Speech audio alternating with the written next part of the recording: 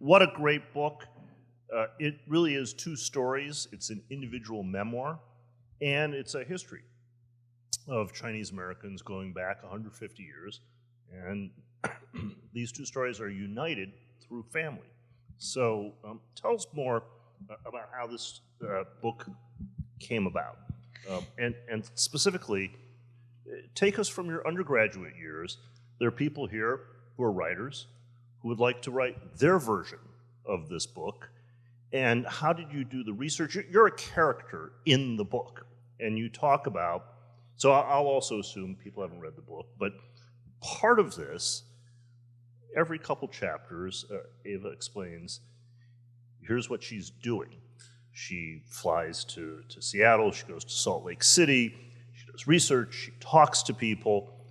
Just guide us through the research technique, because this took years, it actually took decades. And tell us a little bit about how you found the photos, because you got family photos and things like that, vintage, going back even more decades. So tell us about how this came about. Sure. So the seeds of this story came about in an undergraduate literature class that I took when I was a junior here. And this literature class exposed me to many different writers of different ethnicities. They were all American writers, right? Some African-American writers, some Asian-American writers. And in this class, I took with our beloved Betty Weidman, who is watching on the Zoom. So she's not in the room, but she's watching this via Zoom. Hi, Betty. Shout out to you. Betty, I read Maxine Hong Kingston for the very first time in that class. And I had been a voracious reader of British and American literature ever since I was a 12-year-old girl growing up just a mile south of here, right? So I was a voracious reader. I loved immersing myself in stories. But reading Maxine Hong Kingston was the very first time I ever felt addressed as an Asian American reader. In Woman Warrior, in the beginning of the book, she says, and I don't know, Lori, if you were even in that class with me. You might have, right? Okay, so there are other Queens College alums in the house. And in this book, she says, Chinese Americans, how do you know what's really Chinese versus the movies or Your Crazy Family, right? And I thought, oh my God, that's a great question. I don't know, right? But more than that, it was this feeling of being addressed in the literature, right? In a way that I'd never been addressed before. And in her writing, she also talks about these different iterations of the restrictive immigration laws. She does it mostly in China Men, right? The follow-up to Woman Warrior. But it is the white elephant in the room, whether she actually explicitly names it or not, right? And so I was reading Maxine, and I became like completely inspired. And thank goodness that Professor Weidman decided that we could, instead of writing, we could do either a scholarly paper or we could write a piece of creative writing to go with it. And I just ran with it. What I did was I started, so I'm a junior. I think I'm maybe 20 years old at that point. I start asking questions of my family members, my grandparents. I start going through my grandmother's photo albums. My grandmother's family had come to this country in the 1880s. My grandfather's family, these are the people who raised me. He was a descendant of a railroad worker, right? There were no images of the railroad worker because he was alive in the 1860s and had passed away in China. But anyway, so there were all these stories, and people were still around, so I could ask them, right? And it was very exciting, and I photocopied a bunch of the images from my grandmother's albums. There were newspaper articles, and so I just also should say that doing this work was like impacted me a great deal. It helped strengthen my relationship with my family members, right? Because I was asking them questions about themselves. But it also sparked a fire because I thought, what else could I do, right? And so that summer, and by the way, Betty gave me an A+ on the project, okay? Thank you, Betty. I didn't even know you could get an A+, right? So that summer, there was a couple of other undergrads. One was graduating from QC, and he was going to go to do his PhD at the University of Utah. Okay, so Bruno Navarro, who is Marco's, I don't know, Marco is here, but Marco's older brother, and I went out with our friend who was moving out to Utah to go do his PhD, and we did this cross-country trip and together in a van, and we're in Salt Lake City, and I thought, the biggest genealogical library in the United States is here. This is long before the internet, long before Google, and long before Ancestry, right? And so the only way that you could really do good genealogical research in this country at that time, so this is the early 90s, was to actually go into the archive. So I went and I looked up the information as best as I could of the railroad builder, right? And I tried to trace his steps. And I actually found some information about where he was living right there, right? But I should also say that in addition to Betty's class, there were all of these other classes that I was taking at the same time. And in this era of the 90s, folks were winning Ford Foundation grants. Do you remember this? To work with their undergrads, working, I don't even know because I was an undergrad and I participated in this, but I think it was to sort of fill in a gap with, to do these seminars. I studied with Tony O'Brien for third world women literature. Debbie Geis, when she was still here, we read experimental theater. We did experimental theater techniques. I read Artaud in that class, right? So it was incredibly exciting time to be in the English department because we had all of these great opportunities as undergrads to work with our faculty here. And I remember actually in Steve Kruger's class, there was a literature of AIDS class. I don't know, were you in that class too? There were people in that class whose work we studied that I have since become friends with or have been colleagues. Sarah Schulman was a great colleague of mine who was at CSI and now she's moved. And also, I read John Weir's work in that class, right? Before John got hired. I remember I think it was in Steve's class that I became really inspired by the work of Marlon Riggs, the great Black queer filmmaker, documentarian. And one of the quotes that he said something like, and I'm paraphrasing it, but Marlon Riggs basically said, we live in a society where you understand yourself by how you're reflected in the media. And I thought, that's a call to arms because I don't really see people like me reflected in the media. I grew up in the 70s where, there were still white actors in yellowface performing as Asian people, right?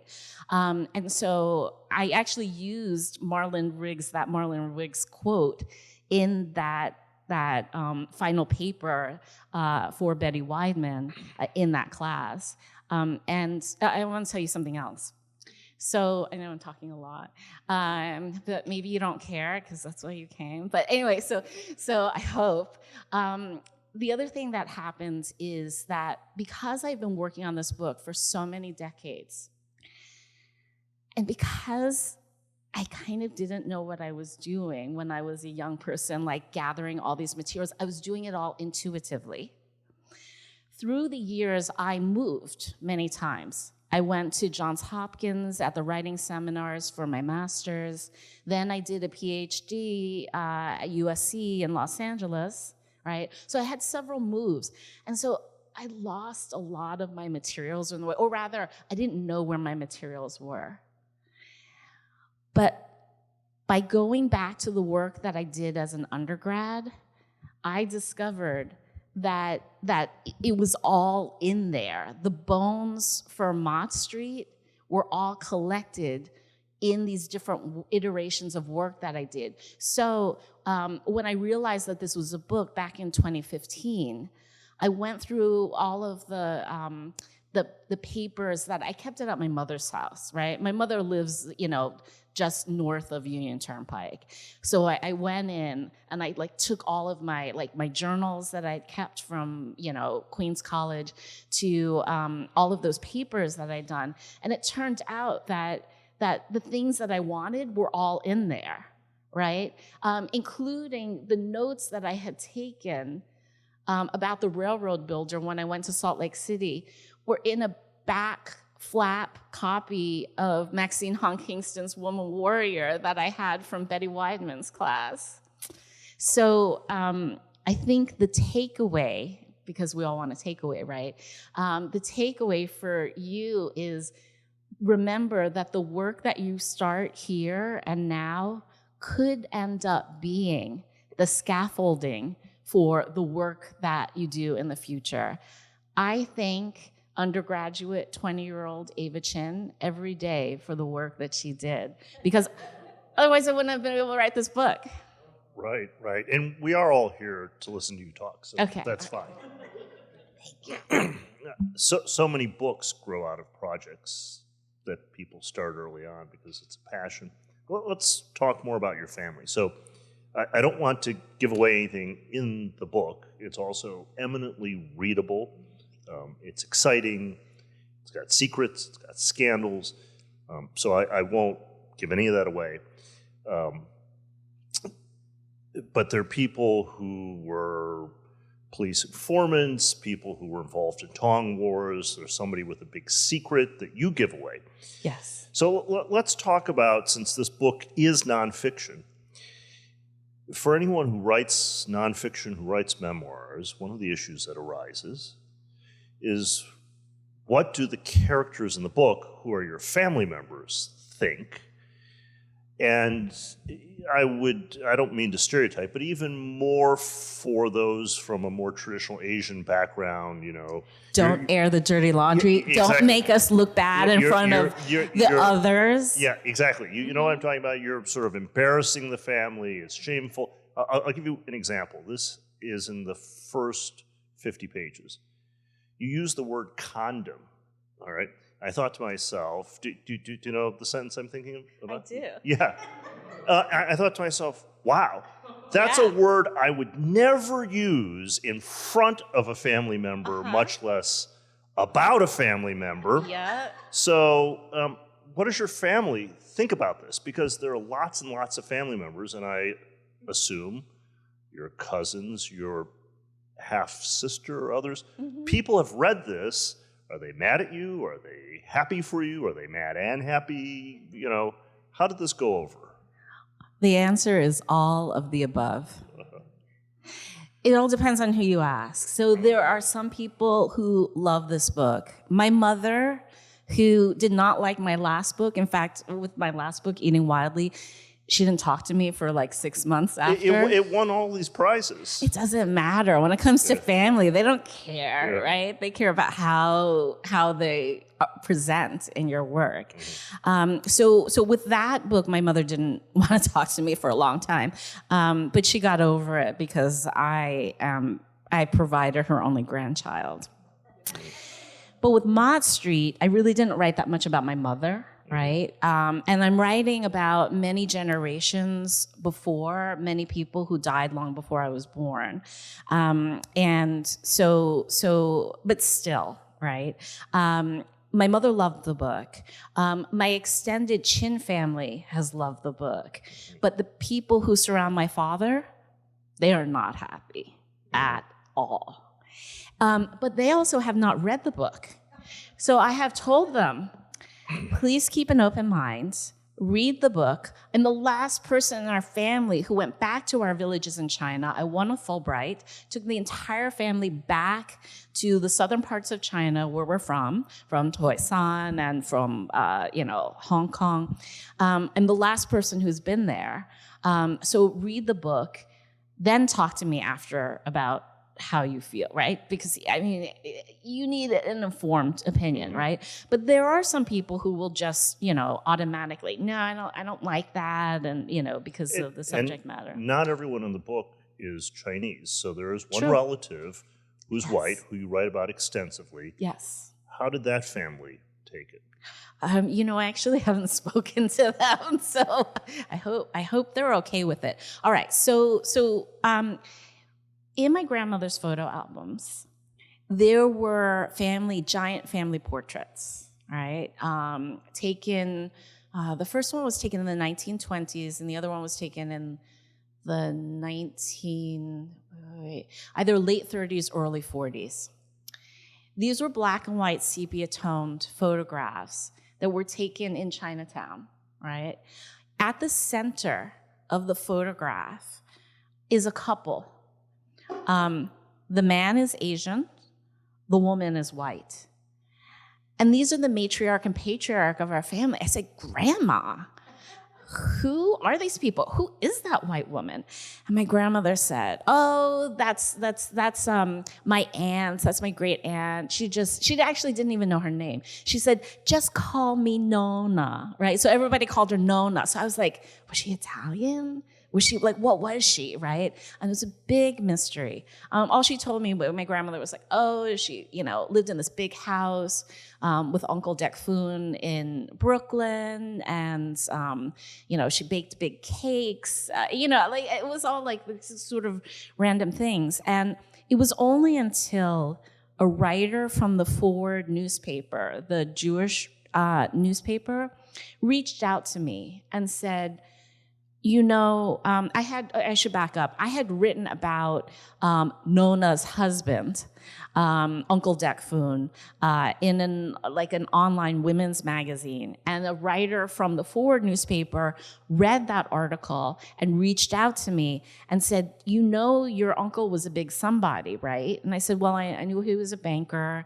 I knew that he'd been profiled in the one book that was published about New York's Chinatown in the late 19th century, that all of the other books about New York City history that reference old Chinatown, they all reference this one book.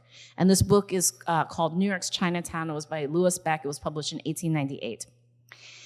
And Beck profiles Uncle Dekfoon in that book, and I had a copy of the book, and I showed it to my grandmother. She was like, oh, yes. And so the great thing with family members, if you're going to do this research, which, I hope that you do, is if you kind of show them old photographs, sometimes what will happen is it will spark a memory. And so my grandmother remembered more things, and then she was like, oh, I didn't even know that about him in this profile. And I said, yes. So then so this writer contacts me, and he says, well, that because of the Chinese Exclusion Act, there are files on all Chinese people who are living in America. And I said, I did not know that. So he said, do you know what Dekfoon's surname is? And I said, well, this is the family or the Wu family, right? So put in and Celeste's last name, right? So put that in, and we'll see it. And he found it.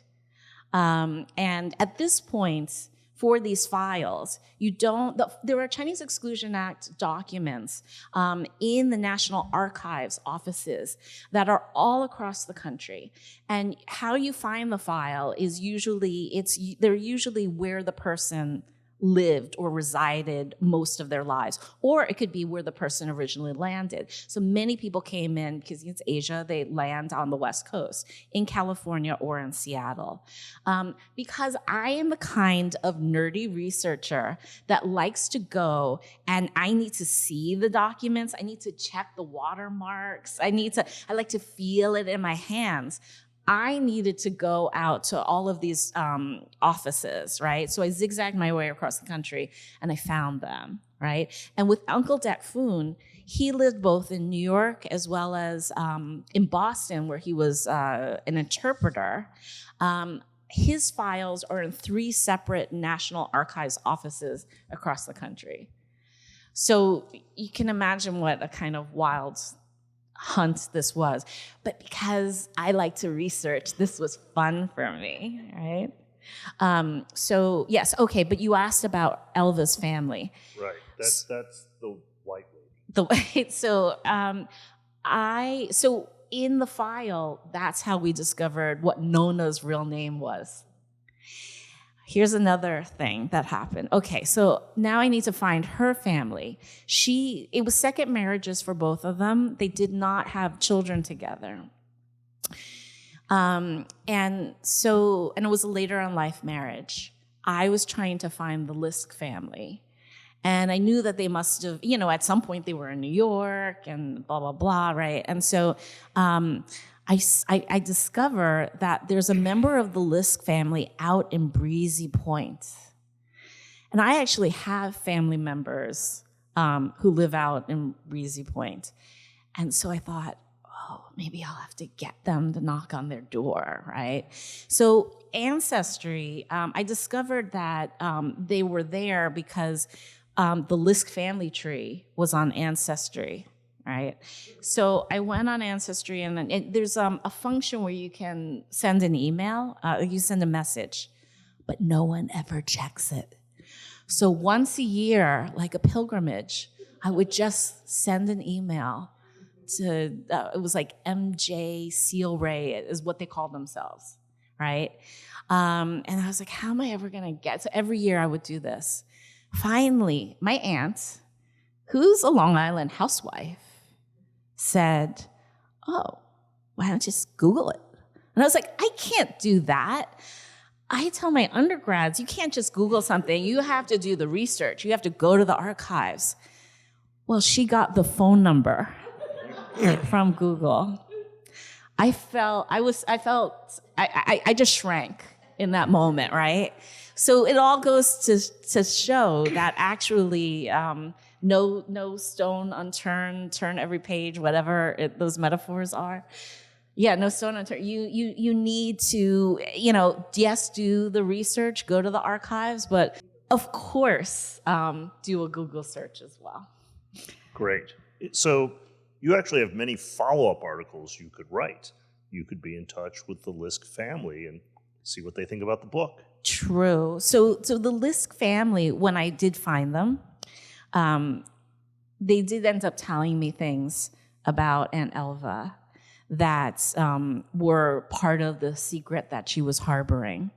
And I will say that because of the secret that she was harboring, it was actually the reason for why she and Uncle Dek were able to get married and she was not disowned by her white family. This is a period in time in which, I'll take it. This is a period in time in which families often disowned their daughters for marrying outside the race, right? But it was very significant that they didn't. And while you're dealing with that, I'll just add, and women were stripped of their U.S. citizenship if they married someone like your great uncle.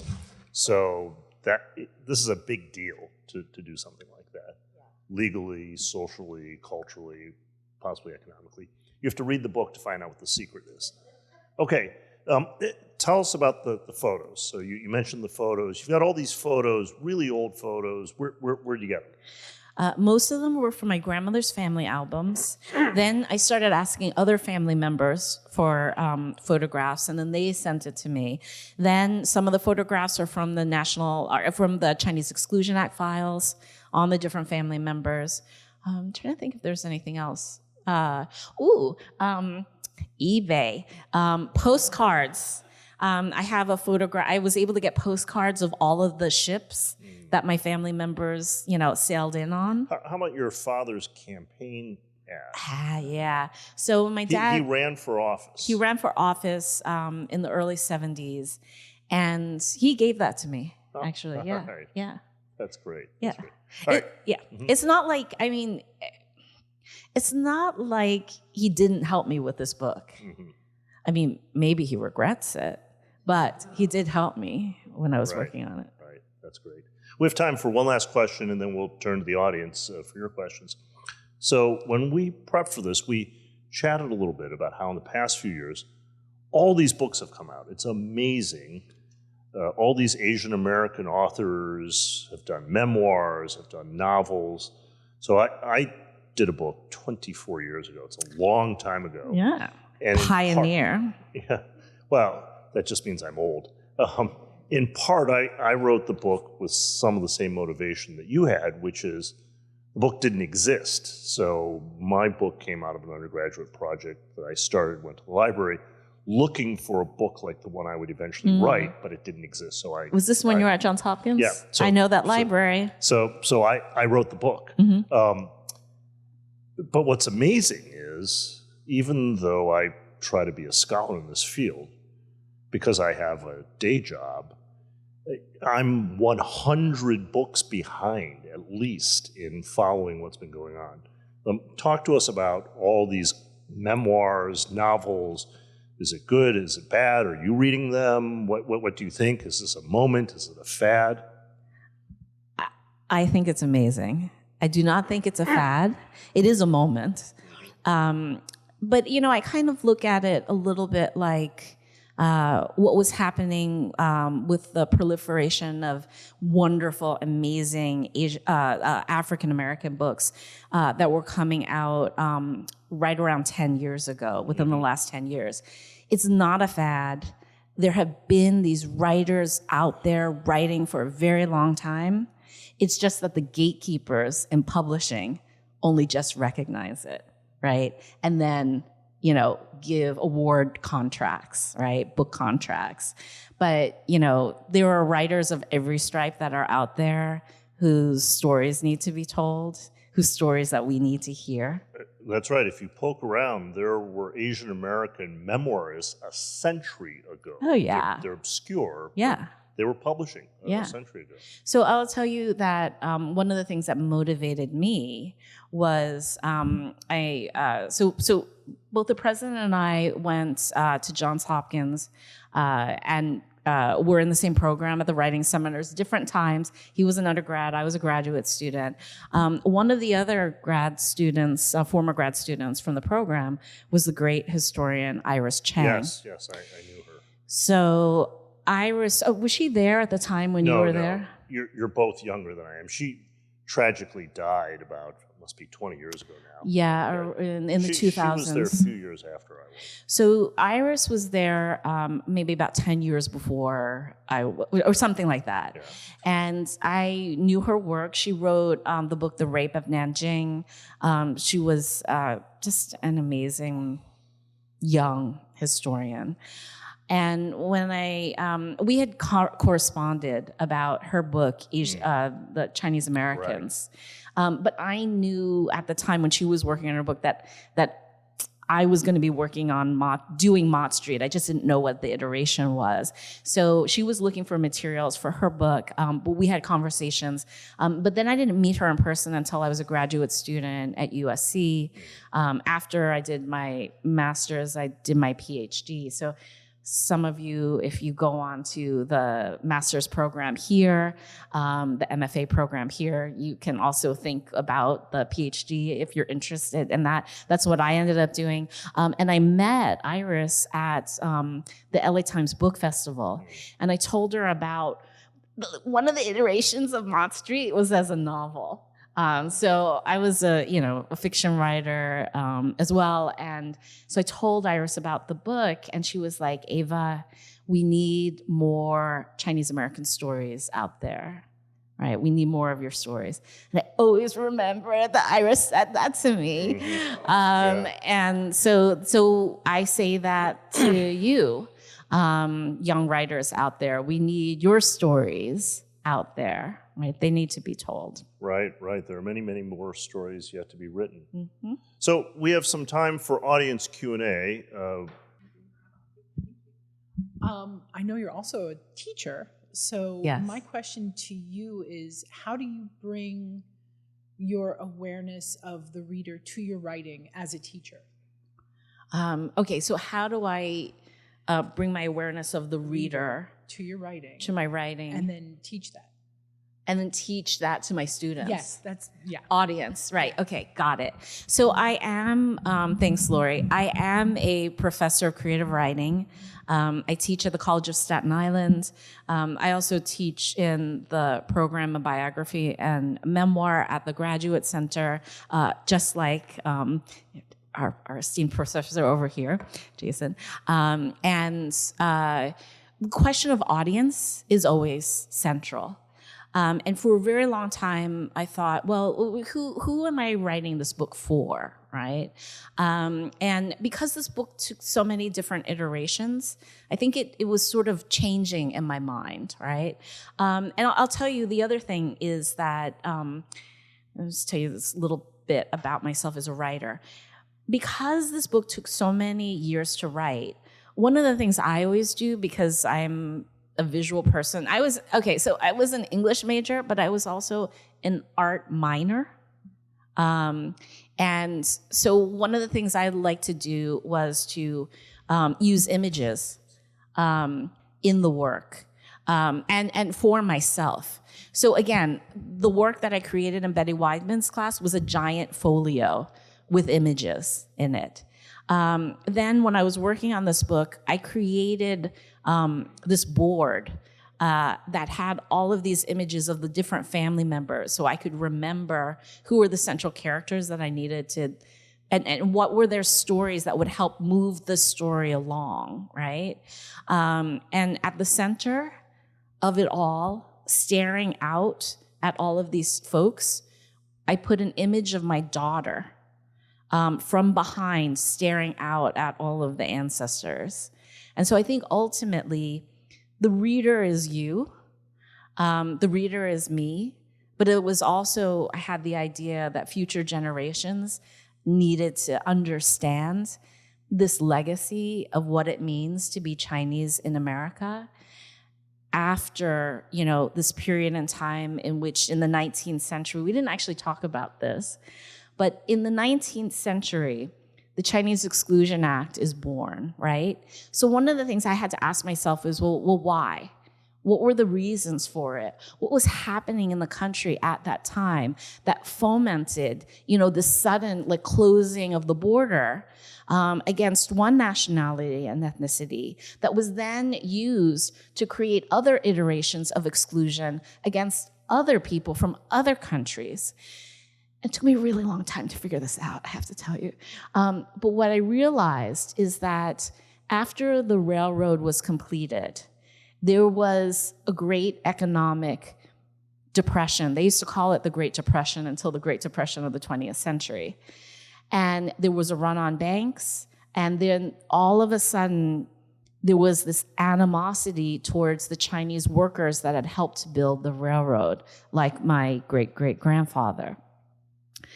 And what ends up happening on the West Coast is that West Coast politicians who had their anti-Chinese sentiment, and they rode it to popularity, this is a great wave of populism against the other, right? This immigrant group, this particular immigrant group. This is the era of Reconstruction after 1869. And so what happens is these West Coast politicians work hand in hand with Southern politicians intent upon maintaining supremacy, and they work towards creating the first longest-running immigration restriction in our country, right? And at the same time, slavery becomes segregation, right? And Chinese exclusion is born. So this is a period in time in which the country was asking itself, who is an American and who is not? Who is one of us and who is not? And then for Asian Americans, this is really particularly an important lesson, because anytime you're asked, where are you from? No, where are you really from? The iterations of the exclusion go way back to the 19th century. That's its roots. It's not because you're a first-generation immigrant or your parents came over. It's not because of that. It has great historical roots during this particular period in time. And unless we look at this, right, we are doomed to repeat the cycle. One of the things I noticed is that different iterations of Chinese exclusion kept cropping up during what periods of time? Election years and midterm elections. The idea of keeping an immigrant group out is so powerful in terms of galvanizing votes that these are the things that it's easy for politicians to work that angle, to gather these votes because of these knee-jerk populist reactions. And it continues to today. There's a question on Zoom asking how you persevere through, what allows you to persevere through writer's block? We all have writer's block. There were many times where I felt when I was in the archives, some of the archives, because some of the research materials I was looking at were articles from the 19th century, newspaper articles, that reflect the bias and discrimination of the day. There were so many times where it felt like it was a gut punch every time I opened up a file. And those were moments where I had to just acknowledge what I was reading. And I had to learn how to read against the grain,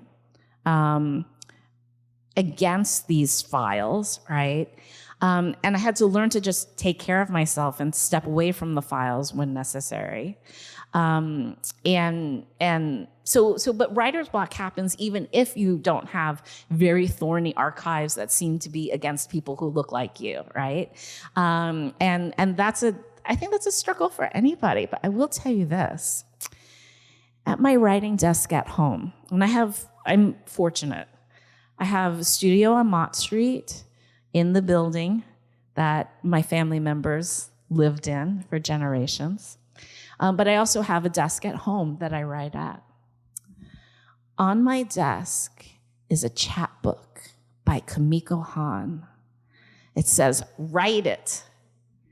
And every time I felt like just going to sleep or just eating more snacks or just, answering emails, there was Kimiko's chapbook, "Write it," reminding me what I needed to do. So thank you. Yeah, thank you. The history is just so fascinating. So thank you, and the personal history and the background. I'm curious what the response has been from people who are not from the Asian American community. What sort of wow, my parents have secrets too, or what are sort of general responses? It runs the gamut. Mostly, the people who come up to me really do love the book and they feel connected to it because of these common themes of immigration, landing in New York. This is very much of a New York story as well. Folks who love New York City history and history of the Lower East Side really respond to it. And often I get I'm not Chinese American or Asian American, but I still felt a connection to your work for these reasons. There are others who I've encountered, including local radio disc jockeys who are like, come on, didn't this happen to everybody? When are we going to get over this, blah, blah, blah, blah, right? I've had to deal with people like that too. And I have to say, no. Most people don't know about this history. And this is why we need to know about it, right? In literature, it's through these stories that we get to understand how interconnected we are, right? The ways in which we're interconnected. And also in literature, how else aside from literature are you going to really learn about the experiences of other people who don't look exactly like you, right? For most people, that doesn't exclude, we're New Yorkers. We've got lots of, across the board. But for your average American, it is really through literature that you're going to learn about other people's lived experiences. So that's why it's really important for those of you undergrads who are interested in telling your stories that you start now. You start asking those questions now. My grandparents have long since passed. But it was, that work that I did as a junior right here that really helped me to write this book, as I said. So thanks for the question, Kumiko. I want to close by thanking both President Wu and Professor Chin for your wonderful thoughts and writing and very wonderful and informative, I want to say, thoughts and writing. I want to thank the Godwin-Ternbach Museum for allowing us to host the event here. And as President Wu said, the bookstore Q and Willow is selling books just out in the foyer. In the vestibule. Vestibule, yes, thank you. And I'm happy to sign. And yes, and there will be a signing. So thank you all so much for coming. Thank you.